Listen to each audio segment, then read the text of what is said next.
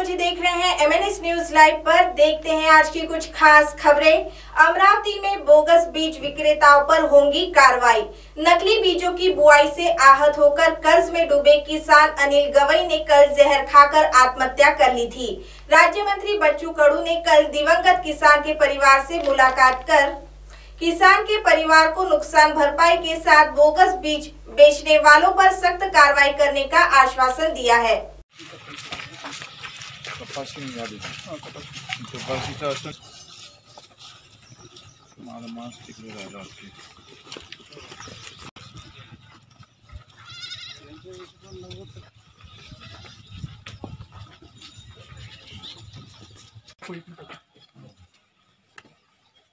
किती एकर आहे शेती? 4 एकर आहे।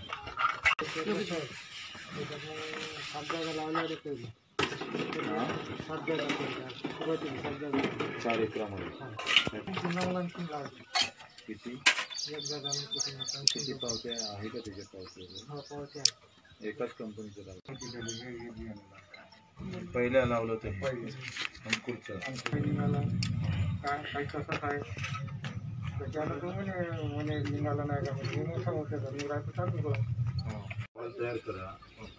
कर्ज का दिलं नाही ते पाहा आणि कर्ज जर अर्ज दाखल केला होता तर सोसायटीचं कर्ज होतं आपण तुम्ही म्हणा का मी म्हणा हे करा। आपलं काय तुमचं काय खरेदी केलेलं कार्यालय नाही भाऊ, तसं कसं आता माझ्याकडे त्यांची शूटिंग नाही, त्यांचाही तसंच अप्रोच होता म्हणून मी त्यांना तसं बोललो। घटना आल्या नाही पाहिजे सोबत नाही बरोबर नाही आणि यांनी जर साहेब ते ऐकून घेतलं तर काय फरक पडतंय? दोन गोष्टी ऐकलं तर काय अडचण आहे का तुला? पगार भेटतो ना आपल्याला त्याच्याला। आम्ही तर खोटं नाही बोलून राहिलो, 400 लोक सांगून राहिलो तुमचे जे बोलले ते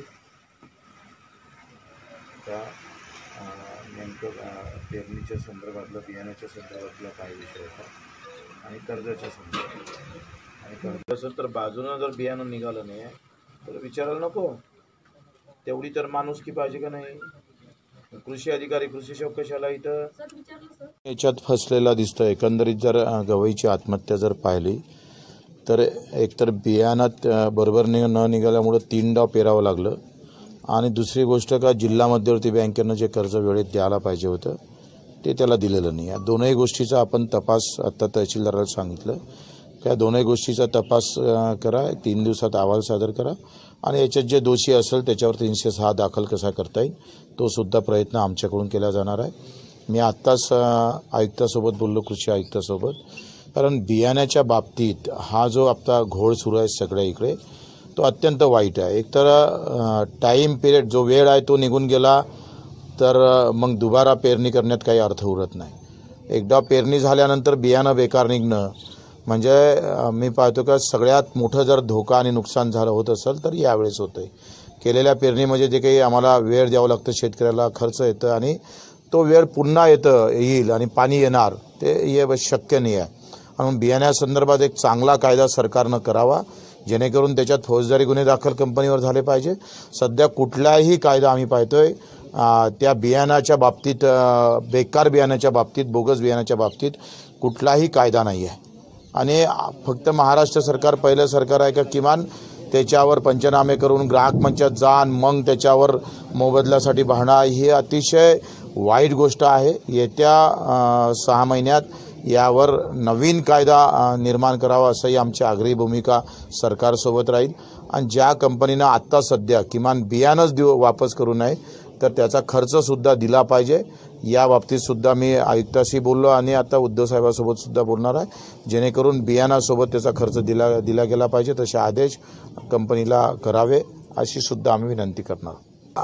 त्यांच्यावर गुन्हे दाखल झाले पण जमानत हा आखरी हा न्यायालयीन भाग आहे।